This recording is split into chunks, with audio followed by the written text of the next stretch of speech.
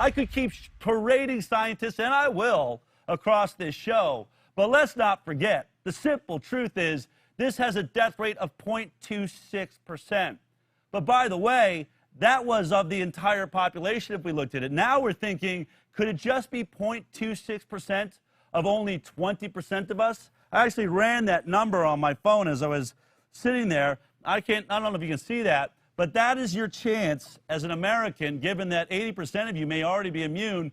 If you're wearing a mask, if you're terrified right now, if you don't want to come out of the house, if you're scowling at Del Bigtree, who's in your store not wearing a mask right now, just know that you are apparently terrified of a 0.0005.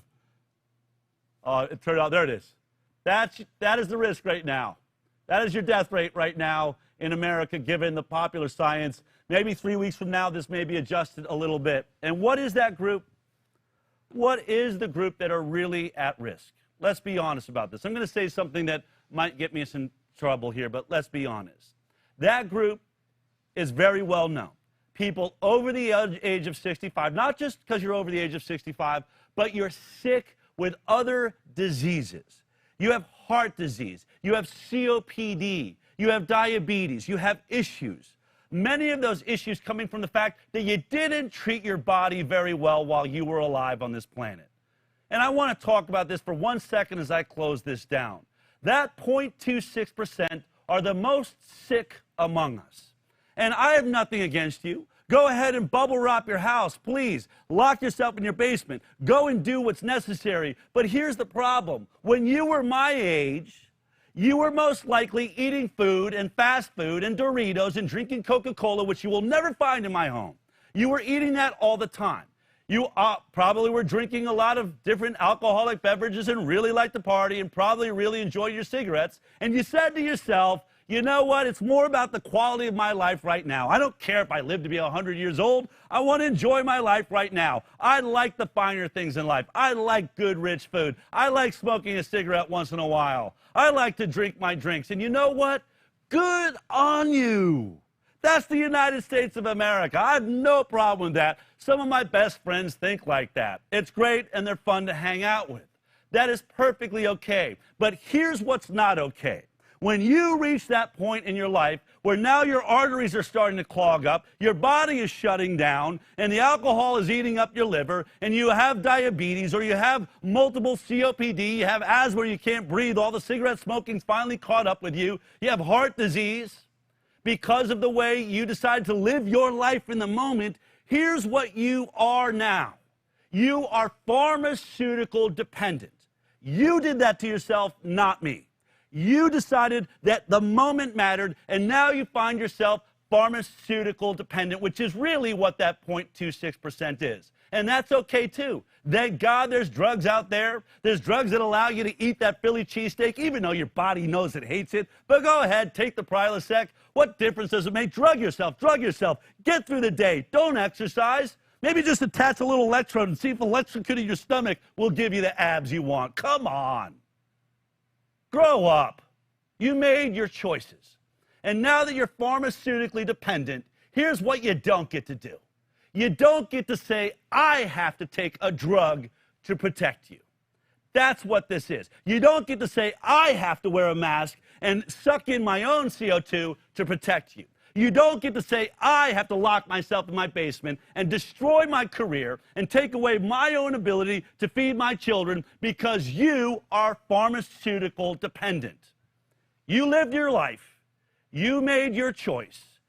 And thank God we live in the United States of America so you don't have to worry about grocery police standing outside of a grocery store saying, really? You really need 4 liters of Coca-Cola? You really need 4 bags of Doritos or Cheetos or Fritos or whatever the heck it is, or little cupcakes with synthetic icing on it? You really need all that? Because we can go there, right?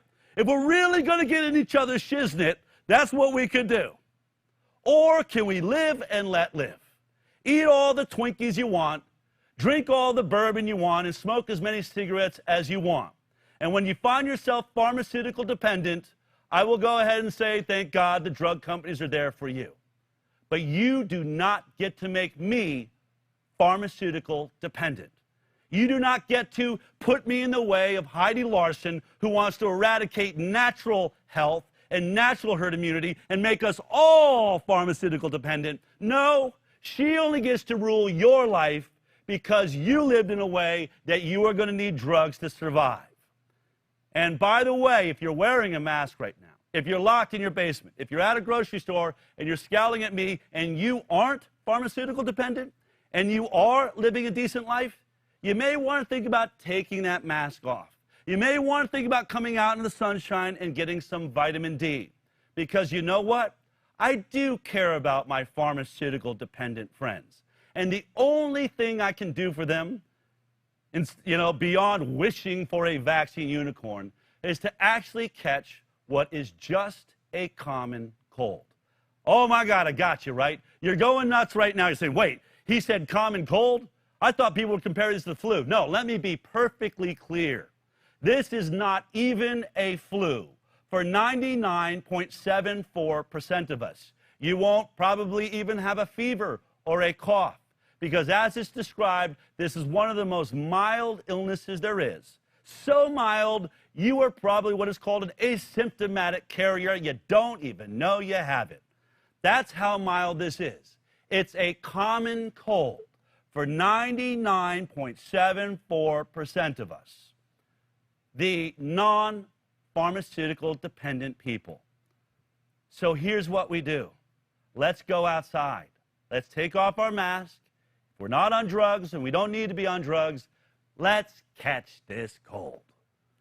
Whether or not it's just the 20% of us, or maybe we're not even in that category, let's give it a college try to catch this cold so that we can protect the pharmaceutical dependent amongst us. That though they lived our lives, we still love them. And they need us to establish herd immunity quick before we destroy the world we live in and can't do anything for anybody. So join me. Let's save the world, shall we? I'm up for a cold. Grab your vitamin C, your vitamin D, your magnesium, your zinc.